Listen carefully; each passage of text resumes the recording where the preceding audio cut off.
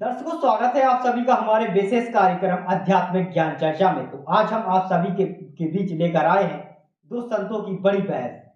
एक तरफ है अनोत आचार्य जी महाराज, दूसरी तरफ है संत रामपाल जी महाराज जी। तो अनोत आचार्य जी महाराज जी की भरी सभा में अनोत आचार्य जी महाराज जी के एक शिष्य ने उनसे सवाल किया कि आखिरकार मोक्ष किसे कहते हैं और मोक्ष कैसे होता है। तो यह जानने के लिए हम दोनों संतों के विचार सुनेंगे और बाद में इसका निर्णय करेंगे कि कौन सत्य है कौन असत्य। चलिए वीडियो शुरू करते हैं और जानते हैं विचार अनोत आचार्य जी महाराज जी के। हम वहाँ पर हनुमान जी के मंदिर के पुजारी हैं और करीब आप लोगों के आशीर्वाद से 32 साल के आसपास सेवा कर रहा हूँ। हम और ये दो हैं, ये दोनों हम तो रहते हैं मंदिर में आते हैं। हम लोग आपके साथ जो सुनते हैं वो आपस में डिस्कस करते हैं। कई कथाकार हमारे पास गए, मैंने उनसे प्रश्न पूछा लेकिन उनको प्रश्न का उत्तर नहीं दे पाए। जी, पहला प्रश्न मेरा स्वामी जी है, गुरु जी है कि मोक्ष किसका होता है। मोक्ष जो होता है, मोक्ष का अधिकारी है मन। माया मरी न मन मरा, मर मर गया शरीर। आशा तृष्णा ना मरी, कह गए दास कबीर। तो जो हमारा मन है वही मोक्ष का अधिकारी, क्योंकि आत्मा तो मोक्ष से और जन्म मृत्यु सबसे परे है। तो जो मन है, कहते हैं ना सब मर गया, शरीर बूढ़ा हो गया, मन बुढ़ा नहीं हुआ। तो मन को ही सारा सुख दुख मिलना है। दोस्तों, अभी आप सभी ने सुने अनोत आचार्य जी महाराज जी के विचार। आइए अब सुनते हैं संत रामपाल जी महाराज जी के विचार।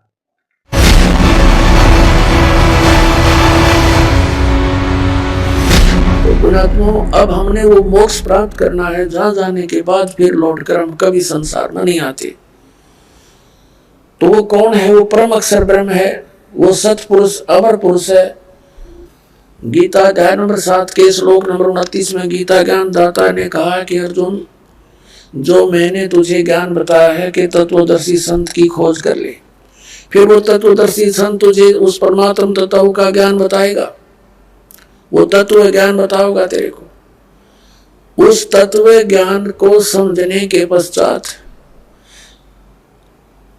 उसमें लिखा 7वें अध्याय के 29वें श्लोक में कहा है कि जरा मरण मोक्षाय यतन्ति ते, जो माम आश्रित है, यानी मेरे द्वारा दिए गए इस ज्ञान को आश्रय बनाकर तत्वदर्शी संत की खोज कर लेते हैं।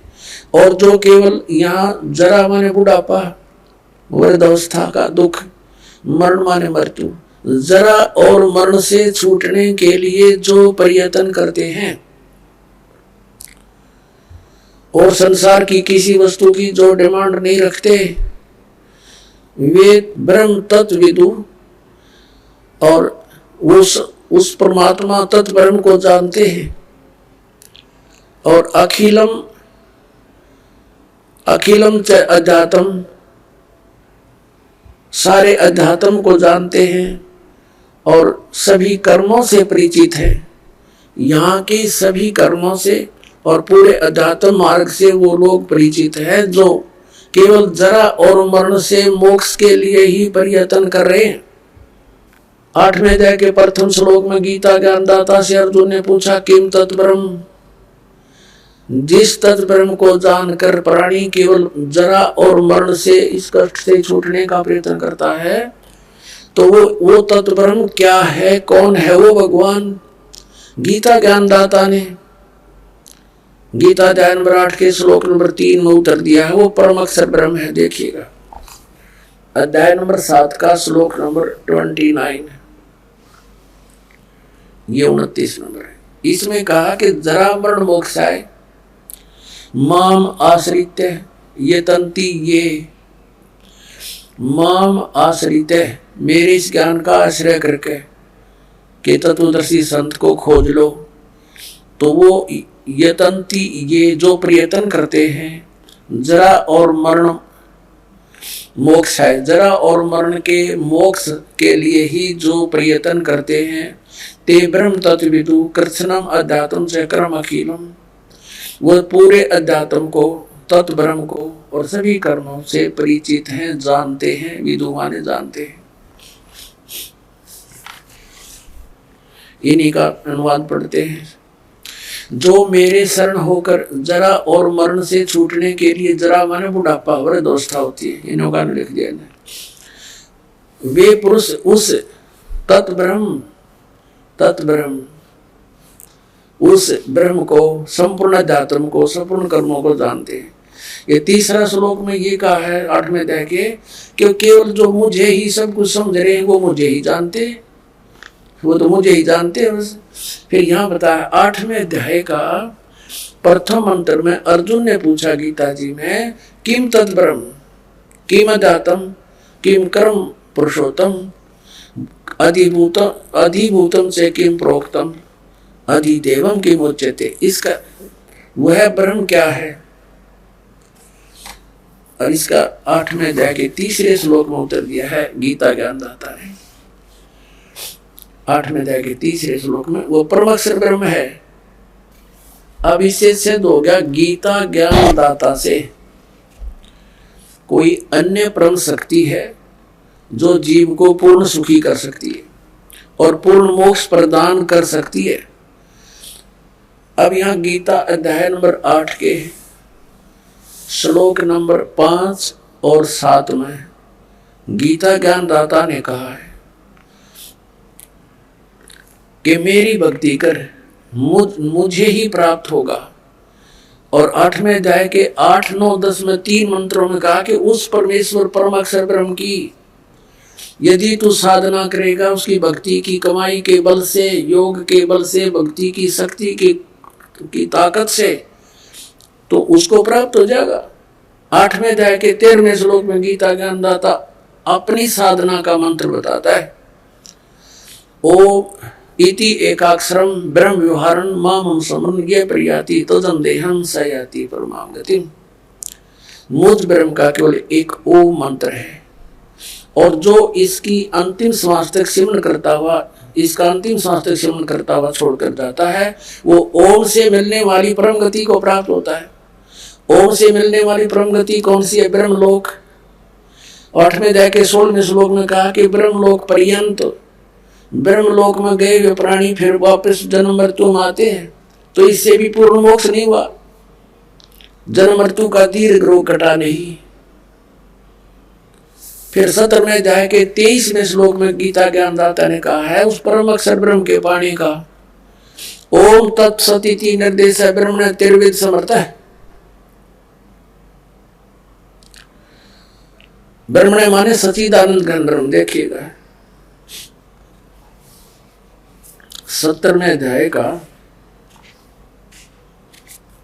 23वां श्लोक दिखाते हैं। अध्याय नंबर 17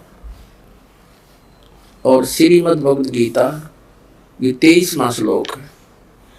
ओम तत्सत इति निर्देश है ब्रह्मणे तिर्वेद समर्थ है ब्राह्मणा तेन वेदा च यगा च विहिता पुरा। इसका समझ क्या है? ओम से ओम तत् तत्सत, ओम तत्सत, ऐसे ये 3 प्रकार का ब्रह्मणे माने सच्चिदानंद घन ब्रह्म का नाम कहा है। ब्रह्मणे माने सच्चिदानंद घन ब्रह्म कर रहे, यानी परम अक्षर ब्रह्म समझो इसको, परम अक्षर ब्रह्म का नाम है यो।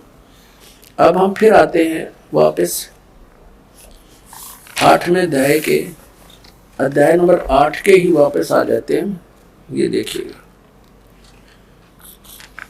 13वें श्लोक में, ये देख 8वां अध्याय गीता जी का, और ये 13वां श्लोक यहाँ पर है 13वां। अब हम संस्कृत भी पढ़न जोगे हो गए, ऐसी बात नहीं, देवनागरी लिपि है। ओम इति एकाक्षरम ब्रह्म व्यवहारण माम अनुसमरण ये प्रयाति तजंदेहम सयाति परमाम गतिम। अब ये गीता ज्ञानदाता कहता है कि माम ब्रह्म, मुझ ब्रह्म का, ओम इति, ओम यह एकाक्षरम, एक अक्षर है, नथिंग एल्स, व्यवहारण अनुसमरण यानी उच्चारण करके सिमरण करता हुआ, यह याति तदंदे प्रियाति तदंदे हम जो शरीर छोड़कर जाता है, इसका सांस सुमरण करता हुआ, यह याति परमाम गतिम, वह परम गति को प्राप्त होता है। यहां से शुरू होता है ओम ओम। जो पुरुष ओम इस एक अक्षर ब्रह्म को उच्चारण करता हुआ और उसके अर्थ स्वरूप मुझ निर्गुण ब्रह्म का चिंतन करता हुआ शरीर को त्याग कर जाता है, वह पुरुष परम गति को प्राप्त होता है। ओम से होने वाली परम गति वो कौन सी है? ब्रह्मलोक। ब्रह्मलोक में गए हुए प्राणी फिर पुनरावृत्ति में आते हैं, देखिएगा 8 जाएगा, यही फिर 16वां श्लोक। हे अर्जुन, ब्रह्मलोक पर्यंत सब लोग पुनरावृत्ति में हैं। ये स्टार लगा के इन्होंने यह विश्लेषण भी किया है। अर्थात जिनको प्राप्त होकर पीछे संसार में आना पड़े, वहां जाकर भी फिर वापस संसार में आना पड़े, ऐसे पुनरावृत्ति बोलते हैं इसको। पुनरावृत्ति, इसका विश्लेषण क्या है? पुनरावृत्ति का अर्थ डिफाइन किया इन्होंने।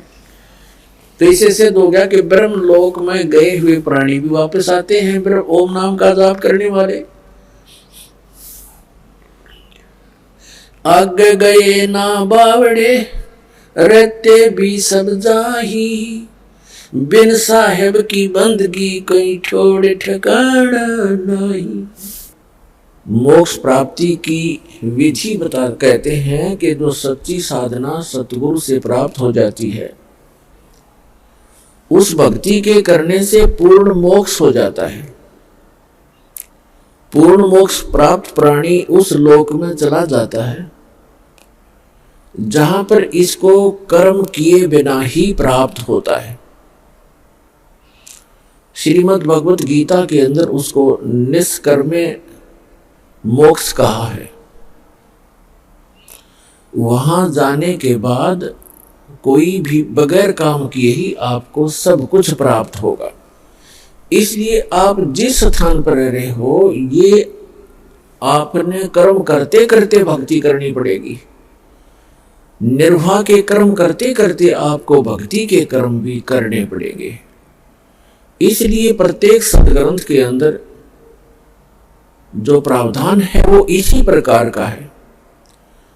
सबसे पहले आपको श्रीमद् भगवत गीता का प्रमाण देते हैं कि उसमें कैसी भक्ति करने को कहा है और उस भक्ति के करने का तरीका कौन सा है और वो साधना है कौन सी। श्रीमद् भगवत गीता अध्याय नंबर 8 के श्लोक नंबर 1 में अर्जुन ने पूछा कि भगवान, आपने श्रीमद् भगवत गीता अध्याय नंबर 7 के श्लोक नंबर 29 में कहा है कि मेरे ज्ञान का जो आश्रय कर लेते हैं, कौन से ज्ञान का? गीता अध्याय नंबर 4 के श्लोक नंबर 32 और 34 में एक विशेष उल्लेख है कि सच्चिदानंद घन ब्रह्म अपने मुख कमल से स्वयं ही यहां आकर के एक यथार्थ ज्ञान बताता है, उसको तत्व ज्ञान कहते हैं। तो चौथे अध्याय के 34वें श्लोक में कहा कि उस तत्व ज्ञान को तत्वदर्शी संत ही जानते हैं। उन तत्वदर्शी संतों के पास जाकर के उस तत्व ज्ञान को अर्जुन ग्रहण करो। यदि आप पूर्ण मोक्ष प्राप्त करना चाहते हो, यदि आप उस शाश्वत स्थान को प्राप्त करना चाहते हो, गीता अध्याय नंबर 18 के श्लोक नंबर 62 में, गीता अध्याय नंबर 15 के श्लोक नंबर 4 में, गीता अध्याय नंबर 18 के श्लोक नंबर 66 में जो प्रमाण दिया है कि अर्जुन, तू सर्वभाव से उस परमेश्वर की शरण में जा, उसकी कृपा से तू परम शांति को और शाश्वत स्थान अर्थात उस अमर लोक को प्राप्त होगा, सनातन परम धाम को प्राप्त होगा, जहां जाने के बाद साधक फिर लौटकर कभी संसार में नहीं आते। तो गीता अध्याय नंबर 7 के श्लोक नंबर 29 में गीता ज्ञानदाता कहता है कि जो मेरे इस ज्ञान का आश्रय कर लेते हैं और तत्वदर्शी संत की खोज कर लेते हैं, वे व्यक्ति फिर क्या करते हैं? जरा मरण मोक्षाय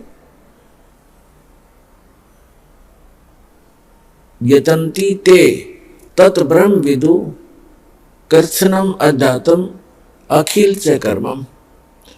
वो व्यक्ति जो उस तत्ब्रह्म से परिचित है और सारे धातुम ज्ञान से परिचित है और सभी कर्मों से परिचित है, वे केवल जरा यानी वृद्धावस्था के दुख से और मरण माने मृत्यु के दुख से बचने के लिए ही प्रयत्न करते हैं, उससे मोक्ष प्राप्ति के लिए प्रयत्न करते हैं। जो व्यक्ति तत्ब्रह्म से परिचित हो जाते हैं और सारे धातुम ज्ञान से और सभी कर्मों से, कि बुरे कर्म करोगे तो बुरा फल मिलेगा, अच्छे कर्म करोगे तो अच्छा फल मिलेगा, तुमने उस दरगाह का मैल नहीं देखा, धर्मराज के तिल तिल का लेखा।